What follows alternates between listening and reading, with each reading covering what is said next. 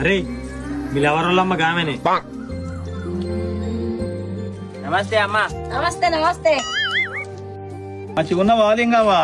మంచిగున్నా. లింగం నమస్తే. నమస్తే. పోయి మాట్లాడదాం పారా. మీరు ఈ ఊరు సర్పంచా? కాదు. మరి ఎంపీటీసా? కాదు. మరి మీ దగ్గర బాగా పైసలు ఉన్నాయా?